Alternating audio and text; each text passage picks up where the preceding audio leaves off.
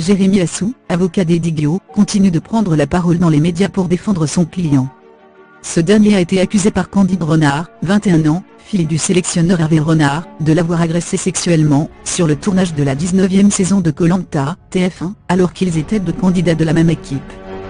Le tournage avait aussitôt été stoppé au bout du 5e jour puis annulé par décision d'Adventure Link Productions et TF1. Si les deux protagonistes ont été entendus séparément, par la police dans les locaux du SDPJ de Seine-Saint-Denis dès leur retour en France, Eddie Guillot a été placé en garde à vue puis relâché tandis que Candide Renard, entendu, a refusé toute confrontation. Ce lundi 14 mai, leurs avocats Jérémy Assou et Léon Delforno continuent de confronter leur version par médias interposés.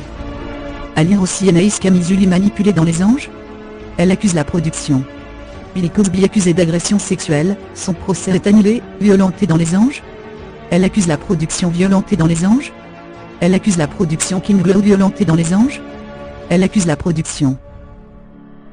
Mercredi 16 mai, invité sur Europe 1, Jérémy Assou a une nouvelle fois affirmé que d'autres participants à ce Koh-Lanta annulé avaient confirmé la version de son client, à savoir qu'il n'avait jamais tenté d'agresser sexuellement Candide Renard. Aucun des témoins n'a mis en cause Eddie. Ils sont en train d'être entendus par la police, et ont été entendus par la production, a-t-il assuré avec force face à Philippe Vandel. Et l'avocat de s'en prendre directement à la production de Koh-Lanta, la production a accompagné Candide lors du dépôt de sa plainte. Pourquoi la production n'a-t-elle pas précisé qu'il y avait 5 personnes qui mettaient Eddie hors de cause? Moi j'en veux beaucoup à la production, c'est la production, le principal responsable. La décision d'arrêter le tournage est totalement irresponsable, prise dans la précipitation et infondée. C'est totalement disproportionné, ça donne une puissance, ça confère une véracité extrêmement forte aux accusations. Il pouvait parfaitement sortir les deux participants. Maintenant, à partir du moment où une fille accusera un garçon d'avoir tenté de l'embrasser, alors qu'elle n'était pas d'accord, on arrêtera le tournage? La production se rend compte qu'ils ont fait une énorme erreur, et donc ils judiciarisent au maximum l'affaire. C'est eux qui communiquent et qui donnent des informations totalement erronées. De son côté, selon nos confrères de RMC, Candide Renard aurait établi dans sa déposition qu'Eddie Guillot avait l'habitude de s'allonger entre les filles pour les réchauffer, les candidats dormant tous ensemble et même le sol. L'aventurière de 21 ans aurait enfin été réveillée en pleine nuit, alors qu'Eddie Guillot était en train de l'embrasser et de pratiquer des attouchements sous ses vêtements. La jeune femme aurait alors repoussé à plusieurs reprises son agresseur présumé.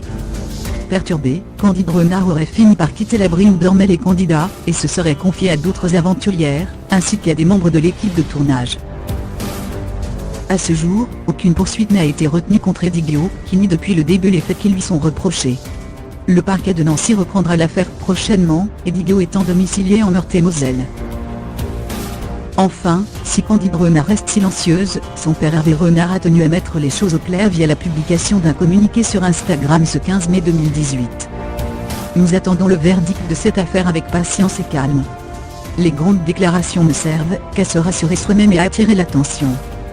Justice sera faite et l'honneur de ma fille sera rétabli face aux calomnies et divers mensonges à son égard, a-t-il notamment écrit.